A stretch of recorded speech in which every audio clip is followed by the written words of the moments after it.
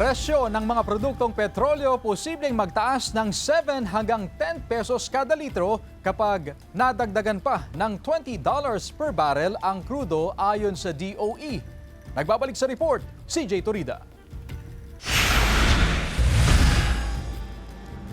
Ang big-time oil price hike na ipinatupad ngayong linggo, hindi pa epekto ng gulo sa Middle East. Pero posible raw itong maramdaman sa mga susunod na linggo.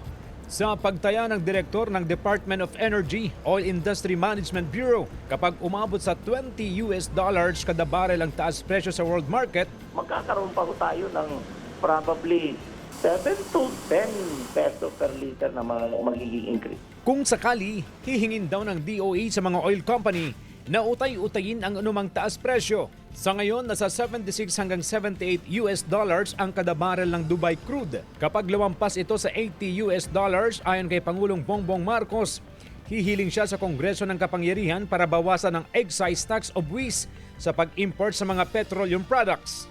Suportado naman ito ni House Speaker Faustino D na nagsabing magkikipag-ugnayan sa Senado para pag-aralan ito at kung kailangan ay amyendahan ang batas. Handa rin daw makipag-usap ang Senado. Basta't makakatulong at makakaangat sa problema natin, sa magiging maaaring problema natin dito sa nangyayari sa Middle East, siyempre payag ako.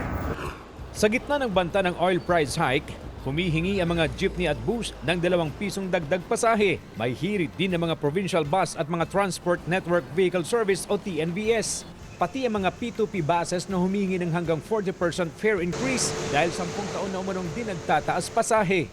Submitted for resolution na ang mga hiling sa LTFRB at maaaring desisyonan ngayong Marso. Ayon sa LTFRB, kapag lumala pa ang tensyon sa gitnang silangan, ay mapipilitan silang itaas ang pasahe sa halos lahat ng pampublikong sasakyan. Pero papahupain umano muna ng LTFRB ang tensyon sa Middle East kung sakali. We have definitely considered the granting of provisional increases. The ability of the passengers to pay is another factor altogether. Ang DOE humihingi na raw sa oil companies ng contingency plan kung saan bibili ng langis sa labas sa Middle East.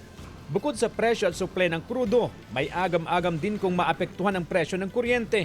May mga power plant pa rin kasi ang Pilipinas na pinatatakbo ng krudo. Pero sabi ng DOE, minimal o kakaunti lang yan kaya hindi raw masyadong makaaapekto sa power supply. Technically, we are not dependent on oil for electricity. Although there will be indirect impact kasi the shipping cost of importing other fuels like coal, for example, might be affected. Sa gitna nito ay pinag-utos ni Pangulong Marcos sa mga ahensya ng gobyerno na magpatupad ng mga paraan ng pagtitipid. Hinimok din niya ang publiko na gawin din ito. CJ Torida, One North, Central Luzon.